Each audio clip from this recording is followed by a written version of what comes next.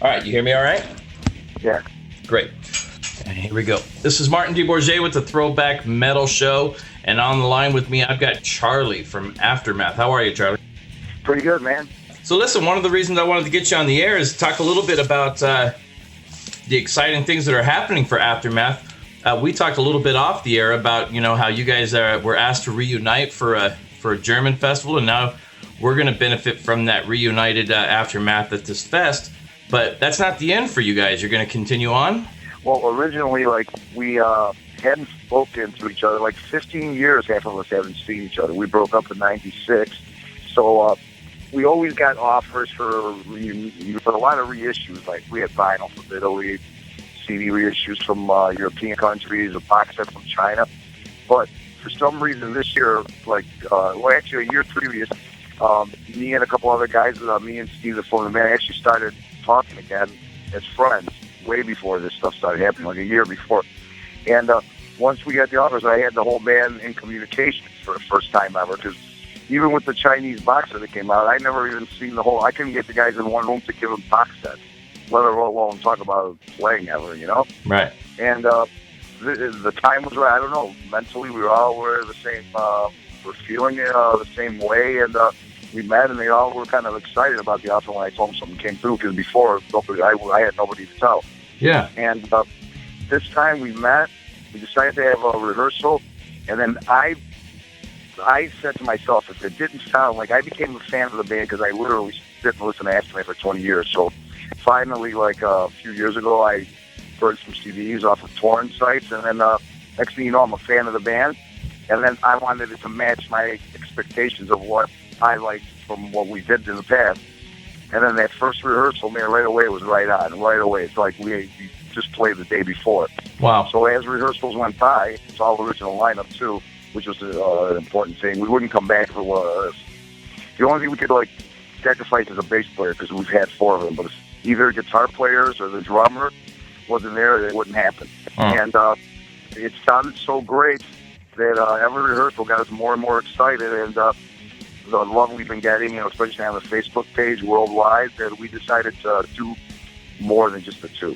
Right. And there's a buzz going around about you guys. And, obviously you guys are legendary status out there, but there's going to be some people coming into town that have not, they're discovering Aftermath just now. Who is this Aftermath band that's going to be on the fest? So they're digging up your catalog. Yeah, it's so weird, because now we're seeing it, because, being gone for 20 years, we didn't pay attention to anything. So we didn't know who was listening after. And now we're getting letters from either they're into the ultra-fast early stuff, or they don't know anything about that, and they're into the progressive technical stuff, experimental thrash. So it's 2 different kind of people that are coming to us. But the thing that's most surprising to us is when young bands like a Warbringer or just a new wave of thrash metal bands are hearing Killing the Future, and they're writing back, this stuff is sick, it's crazy. Yeah, we didn't think, we recorded that demo in '87, and it was proto crossover, because I know MOD in '85 did Speak English or Die, but when we did crossover, mixing hardcore and punk back then, there was no crossover until years later. Nobody was doing it. So we just didn't expect what we did then to be blowing away younger kids now. We thought the old people would go, oh, well, we remember Aftermath tape trading days or whatever. But it's the enthusiasm from young thrashers that's really getting us motivated and excited too, Yeah, and it's cool. I think of all genres of music, metal, and you know what? I'd even go so far as to say specifically thrash metal. The younger generations will dig into the old catalog. I know I did that when I was younger. There were pioneers before me, and when I heard about it, I wanted to dig it up and look at it. And you don't see the young fans doing that. Me too. But the funny thing is, there's some lazy young metal kids out there. I got this kid that I met that's an addict, but all he knows is Rust in Peace. I go, have you ever heard it now? I go, how long have you been a Megadeth fan? He goes, 4 years. I go, well, have you heard Killing? Just any other Megadeth, And then he goes, no. And I'm thinking, so you love Rust in Peace, but then you never thought to listen to anything else by the band. If all that stuff, I was such a fanatic that I had to save up money, man, to buy imports, or not only that, to even find them. You read about something, and you've been, when I first heard Discharge in '84, I seen the T-shirt, Yeah. And I've been, and then it took me a while to actually get the music, you know what I mean? It wasn't instant in my fingertips. I could just go, oh, that thing, I'll listen to them right now. It took work. But Yeah, and I think, like when I was a kid, let's say I got into Sabbath during Heaven and Hell because I was too young for the Ozzy years. Yeah. I went and wanted to hear everything before that right away. I go, oh, I love this album. I want to hear what they did before. You know? Absolutely, absolutely, and I think that behooves us all to kind of do that. So that's cool to hear that you do that. Hey, harkening back to one of your answers just a few minutes ago, you know, when we're talking about the ultra speed stuff, but then we're also talking about the technical prog stuff. What can we expect in your set at Ragnarokkr?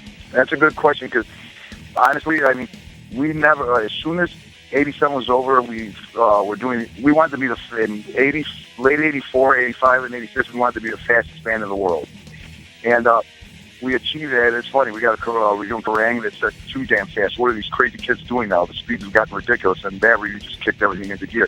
But the next release we make was technical experimental because we added a second guitar player, and right when we added the second guitar player and switched, we never played the old stuff again. So when we were the last people seen of us, we were just doing progressive sets. Oh, wow. The crazy thrashing of the early days was gone. Yeah. But now we're doing a mixture of both for the first time, finally. Actually, a little bit more of the ultra-fast, super, energized stuff. Yeah. But it will be a mix of both, for the first time ever. Well, that's very cool. I'm looking forward to that set myself. Last question for you. Everybody's going to want to know what you're bringing out as far as merch goes. Are we going to see some patches or shirts or anything? Or That's funny because we weren't prepared for this. As soon as we got that Headbangers Open Air Fest request and we took it seriously, I was talking at that time to Kevin from Anacrusis, and they went through this stuff, like a few years ago. Yeah. He said the first 2 fests they went to, they didn't, they neglected the merchandise, and that was the biggest mistake. He goes, Charlie, just if you guys come back and do more than 2 shows, make sure you have merchandise. So we're going to make sure we have T-shirts and patches and hopefully 2 different kinds of shirts, a Killing the Future and Eyes of Tomorrow, because it's got both. We got the mascots, the first Killing the Future, he was in the cape, and then, later on he took off the cape for the Eyes of Tomorrow. Well, we got reissues too coming out, so maybe reissues of Eyes of Tomorrow, Kettle Kingdom's coming out. Nice. And a reissue of Killing the Future's coming out, and this is happening right now on Dive Bomb Records, Cool. Well, you're going to hang around, meet the fans besides your set? You're going to be able to stick around for a day or 2? Yeah, definitely. I'll stick around all day and maybe, 2 days. But yeah, we'll be around. And the last thing I'll say about this, because I love you guys' question about it, it's going to be a half hour, like pretty much putting on Rain and Blood, that intensity. It will be that intense.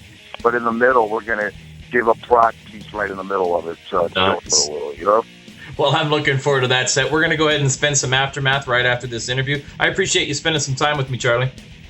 I appreciate you letting me talk to you and spread the word about Aftermath being back. Thanks a lot, bro. I really appreciate it, too. Cheers.